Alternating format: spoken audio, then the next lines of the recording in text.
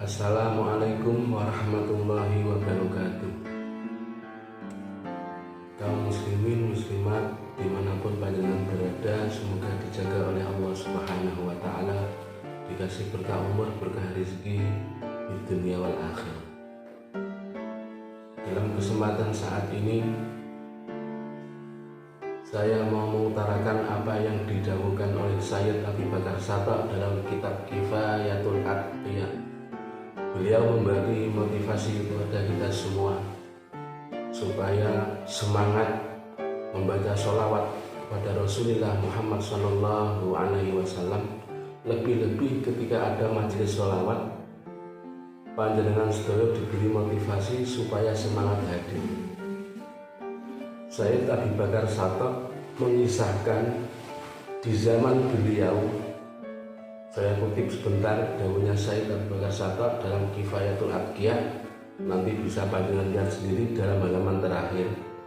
Di situ dikatakan oleh Sayyid Abi Bakar Shataq, kira-kira begini dawuhnya: kanali jarun musrifun ala nafsi falamma mata ra'aituhu fil manam wa huwa fi darissalam faqultu lahu bima nilta bihadhil manzilah faqala li hadartu majlisal dzikri fasami'tu muhaddisan yarwi anin nabi sallallahu alaihi wasallam annahu qala man shalla alayya wa rafa'a sawtahu dakhala jannah wa rafa'al muhaddisu sawtahu wa rafa'tu sawti ma'ahu wa jami'ul umam faghfira lana fi dhalikal yaum.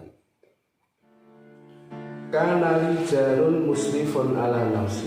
Sayyid Abi Bakar Shataq bercerita, saya dulu mempunyai tetangga yang sangat kelewatan sekali. Maksudnya dia mempunyai perilaku yang sangat buruk sekali. Tiap hari melakukan maksiat yang ada hubungannya kepada Allah, hakullah, juga sering melakukan maksiat yang ada hubungan dengan hakul adam.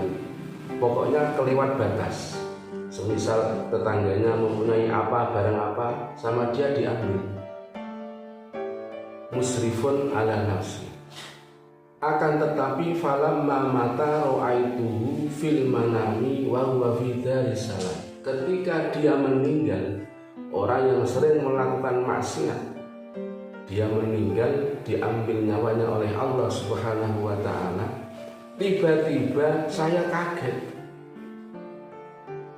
Selang satu hari, suatu malam saya bermimpi ketemu dengan dia. Ternyata dia tidak masuk neraka, tapi oleh Allah Subhanahu wa Ta'ala dia sudah diberi nikmat, sudah mangkring, duduk manis di Darissalam, di surganya Allah Subhanahu wa Ta'ala. Saya kaget, wong dia ketika hidup itu sering melakukan maksiat, jadi amal-amal baik itu tidak ada sama sekali. Saya tanya, faqultu lahu bimanilta bihadhil manzilah. Pak, Mbah, kenapa ketika jenengan semasa hidup tidak melakukan amal soleh sama sekali, tapi ketika jenengan meninggal kok tiba-tiba jenengan sudah cangkruk jagongan di surga? Nah, kalau saya cangkruk ngopi di surga.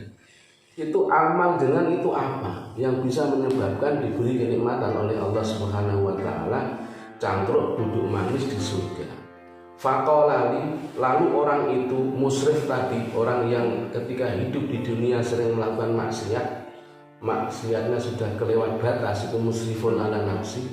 Dia berkata kepada saya, hadartu majlisal dzikri.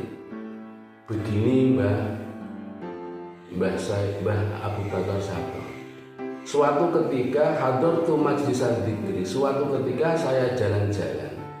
Biasanya saya itu tiap malam itu sering mencari hiburan. Ada dangdut saya mampir, ada tontonan-tontonan yang mengenakan saya mampir. Hadartu majlisal dzikri, ketika saya mau mampir ada orang rame-rame di situ. Saya kira itu dangdutan orkesan, tapi saya salah. Itu ternyata majelis dzikir, majelis sholawat. Saya sudah masuk ke tempat itu, mau keluar tidak bisa, wong saking banyaknya orang tidak bisa keluar. Bisa nggak bisa, saya harus di situ. Mau keluar malu, wong sudah masuk di tempat itu. Setelah saya masuk di majlis zikir, majlis sholawat, fasami itu muhaddisan yarwi anin Nabi sallallahu alaihi wasallam annahu qala. Saya duduk di situ, tiba-tiba muhaddis itu seorang kiai, seorang penceramah, seorang dai yang mengisi dalam acara majlis sholawat itu tiba-tiba mengutip hadisnya Rasulullah Muhammad sallallahu alaihi wasallam yang isinya man shalla alayya wa rafa'a sautahu dakhalal jannah. Barang siapa yang mau membaca sholawat kepada saya, maksudnya saya Rasulullah, dia membaca sholawatnya itu dikeraskan dengan suara yang keras. Sering majlis sholawat itu kan suaranya kan keras-keras sekali. Itu ternyata ada hadisnya. Membaca suara sholawat dengan suara keras, dakhalal jannah, maka orang itu yang membaca sholawat dengan suara keras akan masuk surga, diberi kenikmatan oleh Allah Subhanahu wa ta'ala. Setelah itu farfa'al muhaddisu sautan. Setelah kiai yang memberi ceramah dalam majlis itu memberi tausiah kepada umat yang hadir pada majlis itu, bacalah sholawat dengan keras, kamu pasti akan masuk surga. Setelah itu kiainya baca sholawat, Allahumma sholli ala sayyidina Muhammad. Wa rafa'tu sauti, kiainya membaca sholawat dengan keras, saya juga ikut dengan latah spontan, Allahumma sholli alaihi. Saya membaca sholawat dengan keras pada saat itu. Wa jami'ul umam fi dzalikal yaum. Jadi kiainya baca sholawat dengan keras, atau sekarang habibnya, saya ikut latah baca sholawat satu kali dengan suara lantang pada saat itu, dan seluruh hadirin yang hadir juga bersolawat dengan keras. Dengan sebab sholawat saya satu kali pada malam itu dengan suara yang keras, itulah yang menyebabkan saya masuk surga, diberi kenikmatan oleh Allah Subhanahu wa ta'ala. Jadi maksiat-maksiat yang saya lakukan tiap hari semasa hidup saya itu lebur semua dengan baca sholawat hanya satu kali pada malam itu, pada majlis zikir. Maka dari pelajaran ini Syed Abu Bakar Shatto ini memberi motivasi kepada panjenengan semua, itulah fadilah sholawat.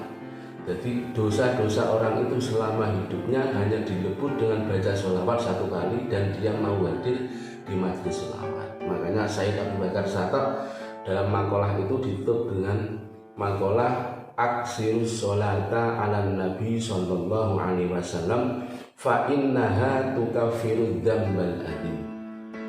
Perbanyaklah baca sholawat pada Rasulullah Muhammad sallallahu alaihi wasallam, karena itu bisa melebur semua dosa-dosa panjenengan semua. Terus yang kedua yang unik lagi, berkah sholawat fa innaha tahdi ila siratim mustaqim. Dengan berkah sholawat, perilaku-perilaku panjenengan yang buruk, kebiasaan-kebiasaan yang buruk, akhlak-akhlak yang buruk, berkah baca sholawat akan diperbaiki oleh Allah Subhanahu wa ta'ala.